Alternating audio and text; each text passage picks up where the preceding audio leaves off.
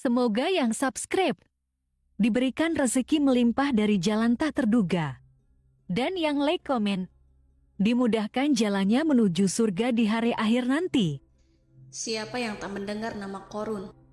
Qorun adalah seorang sosok kaya raya di zaman Nabi Musa, tapi namanya melegenda hingga sekarang. Kisahnya diabadikan dalam Al-Quran, bahkan menjadi peribahasa atau ungkapan di masyarakat guna menggambarkan seseorang yang mirip dengan tabiatnya atau menisbatkan harta yang ditemukan terpendam dalam tanah sebagai harta Qorun. Qorun adalah miliarder kaya raya yang hidup sejaman dengan Nabi Musa. Saking kaya rayanya, Qorun setiap kali keluar dari rumahnya, ia didampingi dengan 300 pelayan laki-laki dan 300 pelayan perempuan. Qorun juga dikawal oleh 4.000 pengawal yang diiringi 4.000 binatang ternak, ditambah 60 ekor unta yang khusus membawa kunci-kunci gudang penyimpanan harta kekayaannya itu. Itu dilakukan semata-mata sebagai bentuk kesombongan bahwa dialah manusia paling kaya, paling terhormat, dan memiliki pengikut setia. Ia merasa lebih mulia dibandingkan Nabi Musa alaihissalam. Orang-orang tentu saja akan penasaran seberapa banyak harta kekayaan Qorun jika pengawal dan pembawa kunci gudang kekayaannya sebanyak itu. Lalu berapakah harta yang dimiliki Qorun yang disimpan dalam gudang-gudangnya tersebut? Sebelum saya melanjutkan, dimohon untuk menonton video ini sampai selesai supaya tidak ada kesalahpahaman dalam memahami isi cerita, serta mohon bantu channel ini semakin berkembang dengan cara tekan subscribe dan silahkan tinggalkan like serta komen positifnya.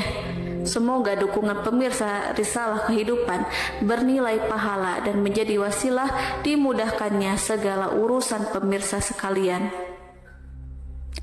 Pemirsa Risalah Kehidupan, di zaman sekarang banyak orang yang mengistilahkan rezeki yang tak terduga dengan istilah harta Qorun.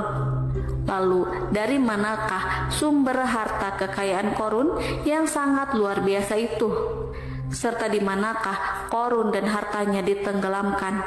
Siapakah Qorun dan bagaimana kisahnya dengan Nabi Musa?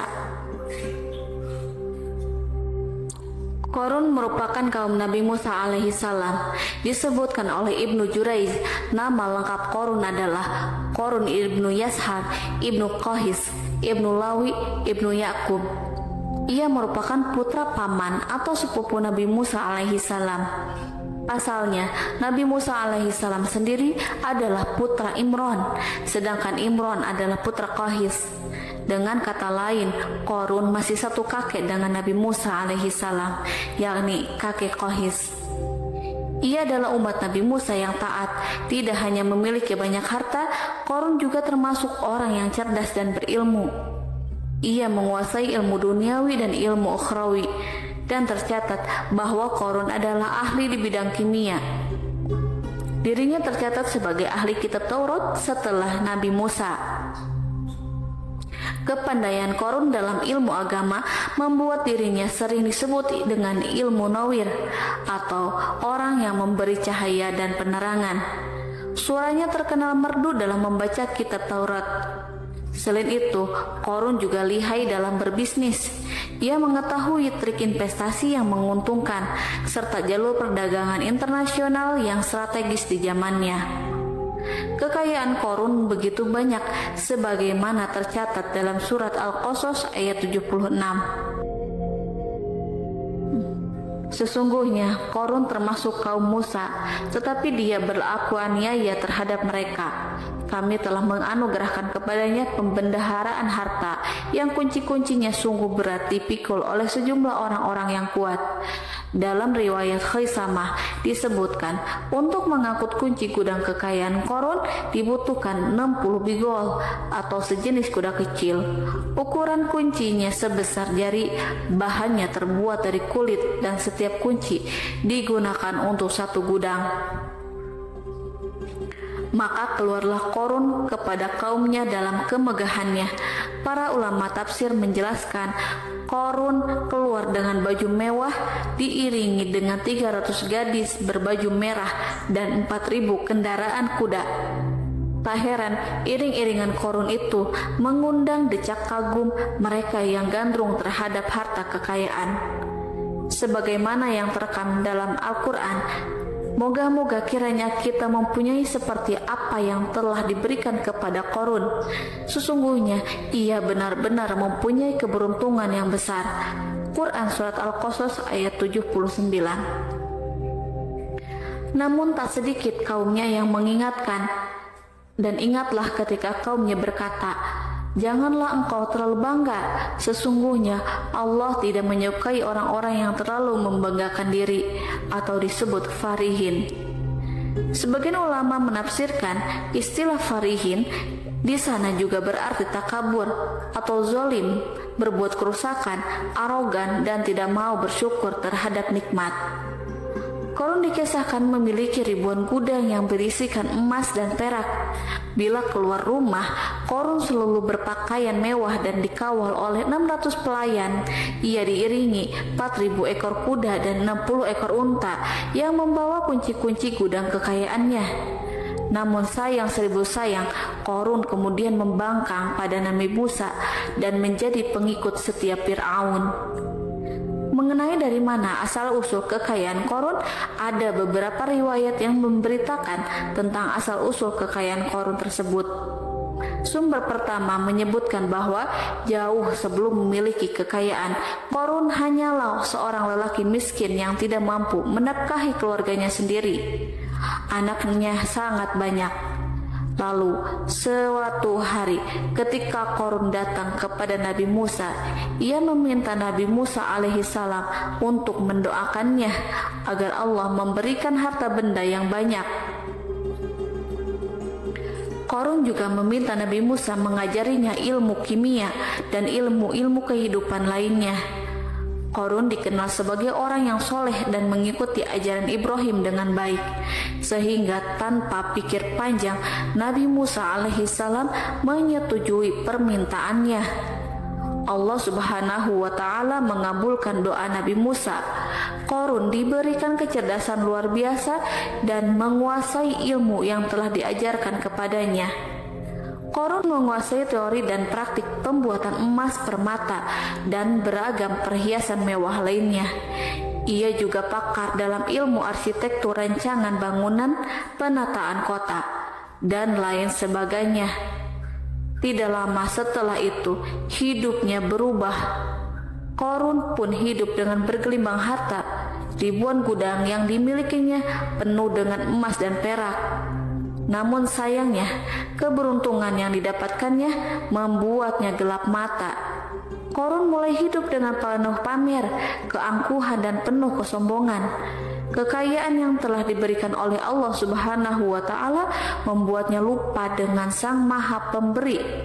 Korun merasa lebih terhormat dan mulia dibandingkan Nabi Musa. Ia pun akhirnya membelot dan durhaka pada Nabi Musa. Ia mengingkari janji-janjinya dahulu dan beralih menjadi pengikut Fir'aun yang setia. Loyalitas Korun terhadap Fir'aun membuatnya diangkat menjadi kepala mandor yang membawahi ribuan pekerja. Dikisahkan bahwa Korun bersikap semena-mena terhadap para pekerja. Ia tega memotong upah mereka. Ia melakukan korupsi demi membangun istana dan kemegahannya sendiri, dan untuk membangun gudang-gudang penyimpanan harta yang telah ia kumpulkan jauh-jauh hari. Ketika datang perintah zakat, Nabi Musa alaihissalam pergi menemui Korun dan memerintahkannya mengeluarkan zakat sebesar 1 dinar dari setiap 1.000 dinar, 1 dirham dari setiap 1.000 dirham, 1 kambing dari setiap 1.000 kambing, dan seterusnya. Setelah Korun menghitung seluruh hartanya, ternyata jumlah zakatnya sangat besar. Kekikirannya pun mulai menghalangi hatinya untuk mengeluarkan zakat. Korun enggan membayar zakat ketika Nabi Musa alaihissalam menagih zakat yang diperintahkan oleh Allah untuk ditunaikannya. Ketika Korun diminta zakat, ia langsung marah dan tidak memberikan sedikit pun kekayaannya. Dia berpikir bahwa harta kekayaan yang dimilikinya didapat dari hasil kerja dan usahanya sendiri dan tidak ada kaitannya dengan siapapun, termasuk Allah Subhanahu wa Ta'ala. Janji Qorun untuk lebih taat beribadah dan membantu sesama jika diberi kekayaan oleh Allah dilupakannya. Dia mempergunakan kekayaannya tersebut dalam kesesatan, kezaliman, dan permusuhan, sehingga membuatnya menjadi sombong dan terlena. Orang-orang beriman pada masa itu sering menasehati Qorun untuk bersyukur atas nikmat yang Allah berikan kepadanya, tetapi dia tidak mengindahkan nasihat tersebut.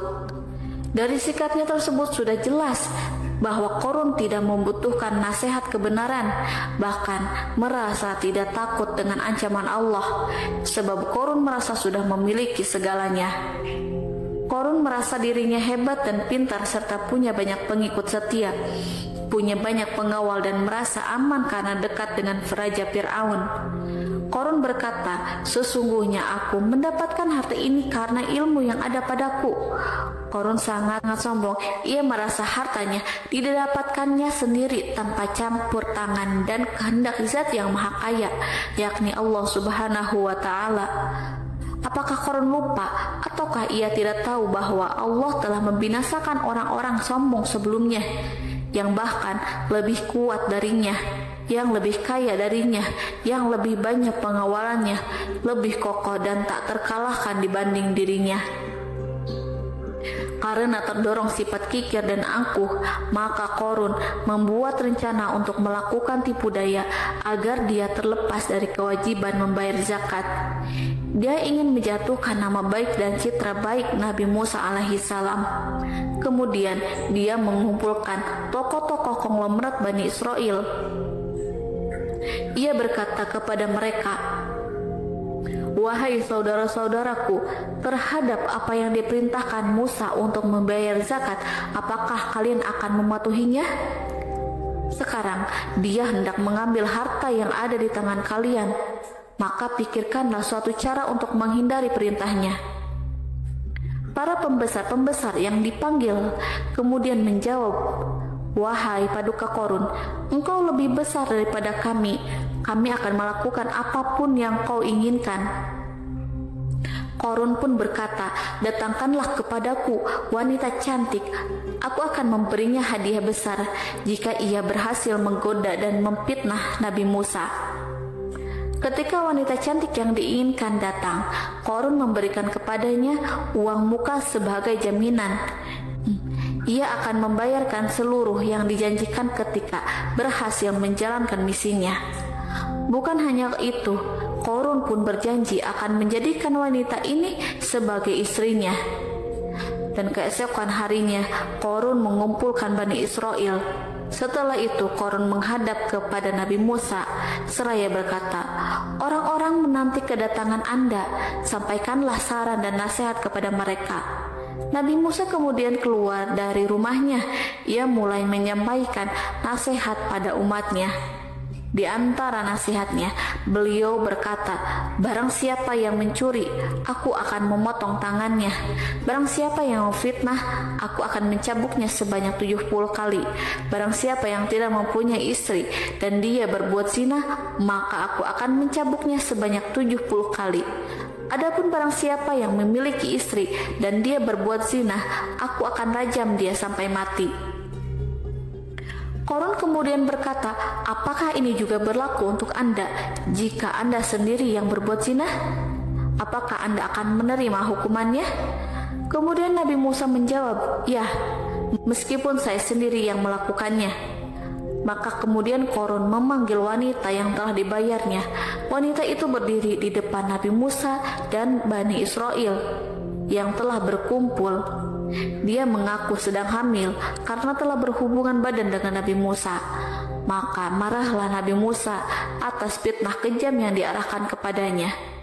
Kemudian Nabi Musa melakukan sholat 2 rakaat, lalu mendatangi wanita itu dan menyumpahnya agar mengatakan siapa yang menyuruhnya. Wanita itu menjadi ketakutan.